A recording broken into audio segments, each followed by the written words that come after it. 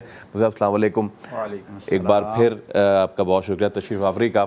और जैसे कि आखिरी रोज़ा है, एक तो खुशी की बात यह है कि इस साल 30 रोज़े माशाअल्लाह से रखे हैं, तो ये तो बड़ी अजर की बात है, खुश नसीबी की बात है कि एक रोज़ा हमें मज़ीद नसीब हुआ है।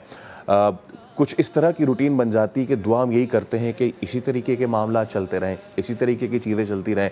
हमने आखिरी चंद शोज़ में इस पे ज़रूर बात की है कि ये जो हम सिलसिला डिसकंटिन्यू जो है हो जाता है तो उस पर बड़ी परेशानी लाक होती है, लेकिन खुदा ताला ने एक निज़ाम मरतब किया हुआ है, अपने रसूल के ज़रिए लोगों को बताया हुआ है कि चलो कि आगे चल के कहीं तुम डिसकंटिन्यू ना हो जाओ इस अजर से, तो हमने 30 रोज़े तो रखे, आगे 6 रोज़े मज़ीद भी रखे हैं। तो मैं चाहूँगा यहीं से बात का आगाज़ करें।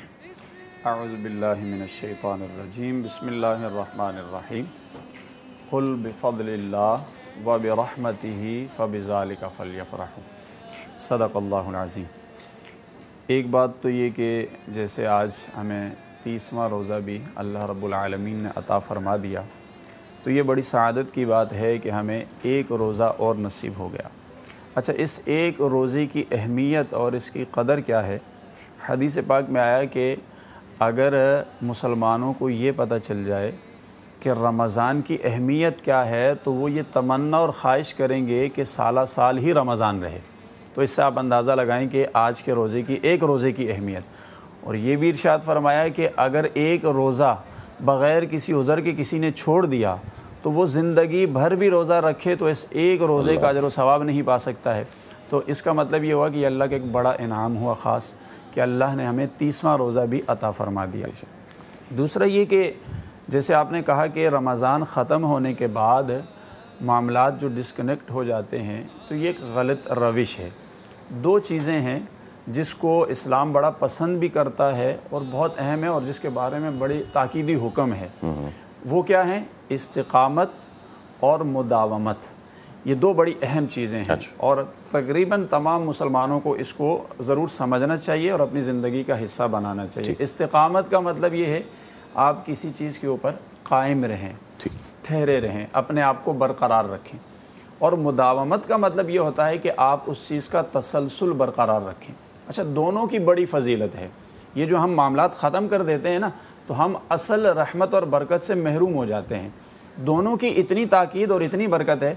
इस्तिक़ामत के बारे में अल्लाह ने कुरान में इरशाद फरमाया, इन्नल्लज़ीना क़ालू रब्बुनल्लाह सुम्मा इस्तक़ामू ततनज़्ज़लु अलैहिमुल मलाइका अल्ला तख़ाफ़ू वला तहज़नू। बेशक वो लोग जो कहते हैं कि हमारा रब अल्लाह है और फिर उस पर इस्तिक़ामत इख्तियार करते हैं, यानी उस चीज़ पर कायम रहते हैं, तो ऐसे लोगों पर अल्लाह रब्बुल आलमीन फ़रिश्तों का नुज़ूल फरमाता है। फ़रिश्ते उनके लिए बशारतें लेकर आते हैं, उनसे आकर कहते हैं किसी किस्म का कोई खौफ और गम करने की ज़रूरत नहीं है। अच्छा, दूसरी है मुदावमत, यानी आप कायम भी रहें लेकिन उसका तसलसल भी बरकरार रखें, उसे हमेशा करें, चाहे वो अमल आपका छोटा सा क्यों ना हो। आका अलैहिस्सलाम का ये इरशाद है, हज़रत आयशा सिद्दीक़ा रज़ी अल्लाह तआला अन्हा रिवायत फरमाती हैं, हुज़ूर अलैहिस्सलाम से पूछा कि अल्लाह की बारगाह में पसंदीदा महबूब तरीन अमल कौन सा है? आप अलैहिस्सलाम ने फरमाया कि वो अमल जो हमेशा किया जाए, वो नेकी जो हमेशा की जाए, चाहे वो छोटी सी क्यों ना हो। बिल्कुल। तो यानी दोनों चीज़ें, किसी चीज़ का तसलसल बरकरार रखना ये अल्लाह का महबूब तरीन अमल हो गया, इस्तिक़ामत इख्तियार करना ये अल्लाह को सबसे ज़्यादा पसंद है। अच्छा, यही दोनों बातें हमें रमज़ान के एंड पर सीखनी है। जिस तरह पूरा महीना इस्तिक़ामत और मुदावमत रही हमारी, अब रमज़ान ख़त्म होने के बाद भी इस सिलसिले को हमें कायम रखना है, इसे छोड़ना नहीं है।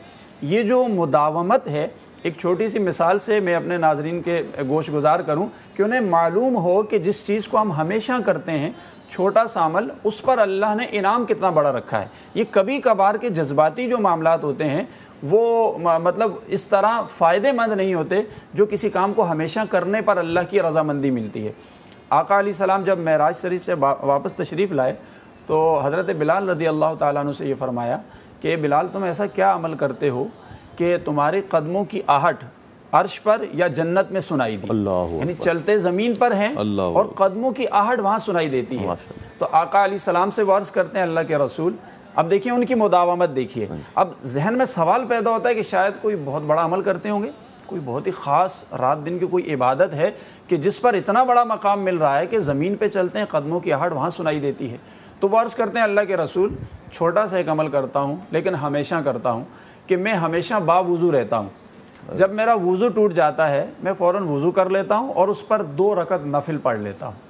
اللہ کے حبیب نے فرمایا اب دیکھیے آپ کہ وہ چھوٹا سا عمل لیکن کیے ہمیشہ جا رہے ہیں, اس پر اللہ نے اتنا بڑا مقام رکھا ہے کہ زمین پر چلتے ہیں اور قدموں کی آہٹ وہاں سنائی دیتی ہے.